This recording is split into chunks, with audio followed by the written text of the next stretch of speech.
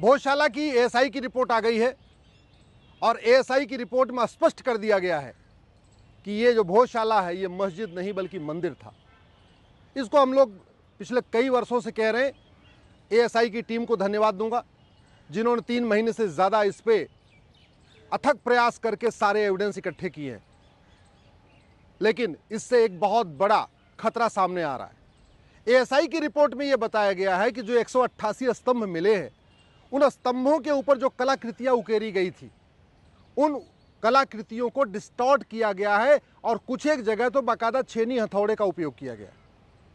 ASI की report में यह भी कहा गया है कि जहां स्वास्तिक का निशान था, जहां ओम का निशान था, जहां हाथी बना हुआ था, जहां पे घोड़ा बना हुआ था, उनको डिस्टॉर्ट किया गया है, उनको तोड़ने का प्रयास किया गया, उनको मिटाने का प्रयास किया गया। एएसआई की रिपोर्ट में कहा गया है ब्रह्मा जी की मूर्ति है, गणेश जी की मूर्ति है और जो देवी देवताओं की मूर्तियां जहां जहां बनी हुई थी उनको भी डिस्टॉर्ट करने का प्रयास किया गया है। ये बात मैं पहले भी कई बार कह चुका, आज फिर से कह रहा हूं।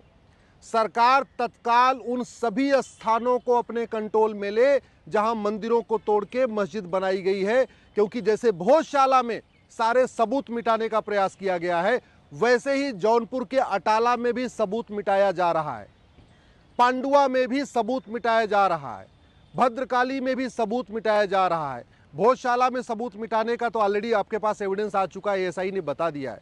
ज्ञानवापी में भी सबूत मिटाने का प्रयास हुआ, इसके पहले अयोध्या में भी सबूत मिटाने का प्रयास हुआ था।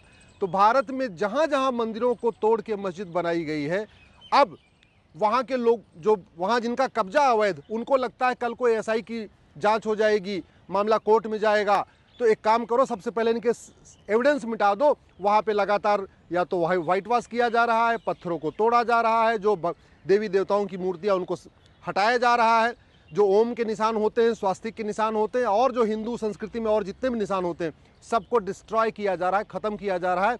इसलिए तत्काल, चाहे वो जौनपुर का अटाला है या भद्रकाली है, भोजशाला है या भारत में ऐसे जितने भी स्थान हैं, उनको तत्काल सरकार अपने संरक्षण में ले ले और वहाँ से जो नमाज वगैरह चल रही है उसको बंद करने की ज़रूरत है। दूसरा, अंग्रेजी जो क्रिमिनल लॉ थे वो ख़त्म हो गए, तो अब जो क्रिमिनल केस हैं वो तो जल्दी जल्दी सुनवाई पे आएंगे, लेकिन सिविल केस यानी ज़मीन का केस या इस तरीके से जो मंदिर का विवाद है, मठ का विवाद है, इसमें कोई जल्दीबाजी नहीं होगी। क्यों? क्योंकि सिविल प्रोसीजर कोड 1908 वाला आज भी चल रहा है। इंडियन पिनल कोड बदल गया, क्रिमिनल प्रोसीजर कोड बदल गया, एविडेंस एक्ट तो बदल गया, लेकिन सिविल प्रोसीजर कोड जिससे ये मठ मंदिर का पूरा विवाद चलेगा, उसी से डिसाइड होगा, वो 1908 वाला ही चल रहा है। इसलिए मेरा सरकार से ये भी निवेदन है, तत्काल 1908 का सिविल प्रोसीजर कोड भी बदलें, उसमें भी इलेक्ट्रॉनिक एविडेंस को शामिल करें। और इससे भी ज़्यादा ज़रूरी है कि झूठी गवाही और झूठे हलफनामा को गंभीर अपराध घोषित करें। ये मुकदमा लंबा इसलिए चलेगा क्योंकि इसमें झूठी गवाहियां होंगी। जानते हुए, जो जानते हैं कि भोजशाला मंदिर पहले मंदिर था, जौनपुर में अटाला पहले मंदिर था, भद्रकाली अहमदाबाद में भद्रकाली पहले मंदिर था, या विदिशा का जो मंदिर है वो भी पहले मंदिर था, या आपके पांडुआ में पहले मंदिर था, सबको पता है। जिन लोगों ने अवैध कब्जा किया हुआ है और वहाँ पे नमाज पढ़ रहे हैं, उनको पता है कि ये पहले मंदिर था, इसको तोड़ा गया है, क्योंकि तोड़ने वालों ने खुद ही कहीं न कहीं लिखवाया हुआ है कि हाँ हमने तोड़वाया। इसके बावजूद जब मुकदमा चलेगा तो झूठी गवाही होगी, झूठा हलफनामा होगा, झूठे एविडेंस दिए जाएंगे, झूठे तर्क दिए जाएंगे। और वो क्यों दिए जाएंगे? क्योंकि झूठ बोलना गंभीर अपराध नहीं है। तो अगर हम चाहते हैं कि ये मुकदमे जल्दी जल्दी डिसाइड हों, और वो जल्दी डिसाइड करना इसलिए ज़रूरी है कि जल्दी शांति आ जाए। जब तक ये मुकदमा चलेगा district court, high court, supreme court में, तब तक शांति नहीं आएगी। मीडिया डिबेट होगी, रोज चर्चा होती रहेगी, तो कम्युनिटीज़ के बीच में अशांति फैली रहेगी। शांति आने का एक ही तरीका है, सबसे पहले जितने भी पूरे देश भर के इस तरीके के विवादित स्थान है, सरकार उनको कंट्रोल में कर ले। एक साथ सभी जगहों पे एएसआई का सर्वे करा के सारे एविडेंस इकट्ठा कर ले, क्योंकि पहले जितने बर्बाद हो गए, चलो वो तो बर्बाद हो गए, कम से कम जो बचे हुए प्रमाण हैं मंदिर के वो न बर्बाद हो पाए। इसलिए फटाफट सभी स्थानों का एएसआई का जांच कराना जरूरी है। तीसरा, 1908 का सिविल प्रोसीजर कोड बदलना जरूरी है। चौथा, झूठी गवाही, झूठा हलफनामा को गंभीर अपराध घोषित करना है, जिससे लोग झूठी गवाही न दें, झूठा हलफनामा दें।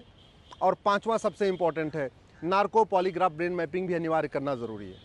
आप जहां जहां अवैध कब्जा किया है, वहां पे जिन लोगों ने कब्जा किया उनको पकड़ के उनका narco polygraph brain mapping test कर लीजिए। वो खुद ही बता देंगे कि नहीं नहीं हमने कब्जा किया हुआ है, ये तो पहले तोड़ा गया था, मुगलों के समय में तोड़ा गया था। लेकिन वैसे सच नहीं बोलेंगे। अब वो झूठ बोलते रहेंगे कोर्ट में और झूठी गवाही देते रहेंगे, झूठा हलफनामा देते रहेंगे, फिर तो मुकदमा लंबा चलेगा। और पांचवा सबसे इंपॉर्टेंट है, भारत में जस्टिस विद इन ईयर लागू किया जाए।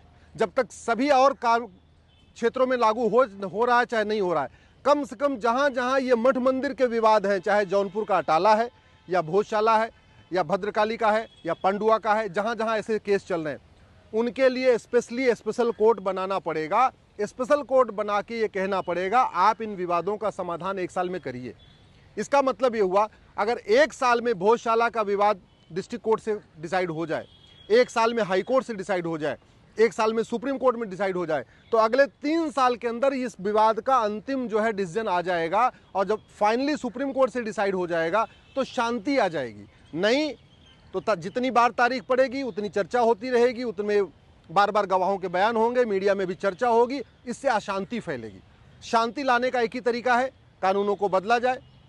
सभी अंग्रेजी कानूनों को 1908 के सिविल प्रोसीजर कोड के अलावा जितने भी अंग्रेजी कानून हैं सबको बदल दिया जाए। नार्को पॉलीग्राफ ब्रेन मैपिंग अनिवार्य कर दिया जाए, झूठ को गंभीर अपराध घोषित कर दिया जाए और स्पेशल कोर्ट बना के सारे मुकदमों का फैसला 1 साल में कराया जाए। जिससे कि, क्योंकि मुकदमा ऐसा नहीं कि भोजशाला का जो मुकदमा है वो केवल डिस्ट्रिक्ट कोर्ट से धार से खत्म हो जाएगा, नहीं, उसके बाद अपील होगी, इंदौर हाई कोर्ट जाएगा, फिर अपील होगी, सुप्रीम कोर्ट आएगा। और कई बार तो ऐसा भी होगा कि हाई कोर्ट जाएगा, हाई कोर्ट फिर डिस्ट्रिक्ट कोर्ट कर देगा, आप फिर एक ये विषय छूट गया, इसको भी डिस्ट्रिक्ट कोर्ट में डिस्ट्रिक्ट कोर्ट फिर से डिसाइड करे, वहाँ से डिसाइड होगा, फिर अपील आई हाई कोर्ट आएगी, हाई कोर्ट कहेगा अच्छा ये वाला मैटर छूट गया, अब इसको भी डिसाइड कर दे। तो मेरा ये कहना है कि जितने भी सवाल हैं वो सारे फ्रेम हो जाएं और एक ही बार में डिस्ट्रिक्ट कोर्ट उनको डिसाइड कर दे। जितने भी सवाल हैं, जितने भी डाउट हैं, वो सारे लिख दिए जाएं, एक ही बार में उसको हाई कोर्ट डिसाइड कर दे, एक ही बार में सुप्रीम कोर्ट डिसाइड कर दे, तो समाज में शांति आएगी। इसलिए मैं माननीय सुप्रीम कोर्ट से भी निवेदन करता हूं, इस मामले में खुद पहल करें और देश भर की सभी जिला अदालतों से कहें कि जहां जहां मठ मंदिर का विवाद है उसके लिए स्पेशल कोर्ट बनाई जाए, जो सीनियर मोस्ट जिले में जो सीनियर मोस्ट जज हो। मेरा तो ये मानना है कि जितने मठ मंदिर के विवाद हैं वो मजिस्ट्रेट कोर्ट में चलाने की बजाय या जूनियर जज के यहाँ चलाने के बजाय सीधे सीधे डिस्ट्रिक्ट जज के यहाँ चले। और ज़्यादा करना है तो सुप्रीम कोर्ट ये भी आदेश कर दे कि भाई डिस्ट्रिक्ट कोर्ट भी, जो डिस्ट्रिक्ट जज बैठेंगे वो भी डिवीजन मंच में बैठेंगे, यानी टॉप 2 जज, यानी डिस्ट्रिक्ट जज और उनके जो जूनियर जज हैं नंबर 2 वाले, ये दोनों जज बैठ जाए। ऐसे हाई कोर्ट में भी मठ मंदिर का विवाद सिंगल जज के यहाँ न चलाएं। नहीं, कई बार ऐसा होगा सिंगल जज के यहाँ डिसाइड होगा, फिर उसकी अपील डिवीजन बेंच में होगी, तो फिर टाइम खराब होगा। हाई कोर्ट में भी मठ मंदिर का विवाद सीधे सीधे डिवीजन बेंच सुने, जिससे दोबारा वहाँ अपील करने का मौका ही न रहे। और सुप्रीम कोर्ट में भी 2 जज सुने या 3 जज सुने, जो भी डिसाइड कर ले, लेकिन 1 साल के अंदर मुकदमे का फैसला करें। इसके अलावा जो सबसे इंपॉर्टेंट है, अब समय आ गया है भारत में एक भारतीय धरोहर संहिता बनाई जाए, यूनिफॉर्म हेरिटेज कोड बनाया जाए। कॉन्स्टिट्यूशन के लिखा भी, डायरेक्टिव प्रिंसिपल में लिखा भी है कि जितनी हमारी हेरिटेज हैं, जो हमारी धरोहरें हैं, उनको संरक्षित करना, उनको प्रोटेक्ट करना, ये सरकार की ड्यूटी है। दुर्भाग्यवश उस पर कभी न तो संसद में चर्चा होती है, न सुप्रीम कोर्ट में चर्चा होती है। जो हमारे ये भोजशाला है, जो हमारा अटाला है, जो हमारा भद्रकाली है, या हमारा ज्ञानवापी है, या पांडुआ है, ये हमारी सांस्कृतिक धरोहर है, ये हमारी धार्मिक धरोहर है, ये हमारी ऐतिहासिक धरोहर है। इन धरोहरों को संरक्षित करना सरकार की ड्यूटी है, लेकिन वो पूरे देश में अलग अलग सरकारें हैं, तो उसका समाधान एक ही है कि एक भारतीय धरोहर संहिता बनाई जाए, तब विवादों का समाधान जल्दी होगा। भारतीय धरोहर संहिता हो, जस्टिस विद इन ईयर हो, झूठ गंभीर अपराध हो, हर जिले में स्पेशल कोर्ट बने, हाई कोर्ट में भी स्पेशल कोर्ट बने, 1 साल के अंदर डिसाइड हो, यही अस्थायी समाधान है। नहीं तो 50-50 साल चलेगा। पहले भोजशाला का मुकदमा 10-20 साल चलेगा, फिर ज्ञानवापी के 10-20 साल चलेगा, फिर पता चला कि भद्रकाली का चलेगा, फिर पांडुआ का चलेगा, फिर अटाला का चलेगा, तो मुकदमे कभी खत्म नहीं होंगे। एक साथ इसी वर्ष सभी मुकदमे शुरू कर दिए जाए, एक साथ इसी वर्ष सभी जगह की जांच, ASI की जांच करा लिया जाए, कार्बन डेटिंग करा लिया जाए, सारे एविडेंस इकट्ठे कर लिए जाए, और जब तक मुकदमा डिसाइड नहीं हो जाता है तब तक वहाँ पे दोनों पक्षों में किसी को भी वहाँ जाने की अनुमति न दिया जाए। पूरी तरीके से वहाँ पे सरकार कंट्रोल कर ले।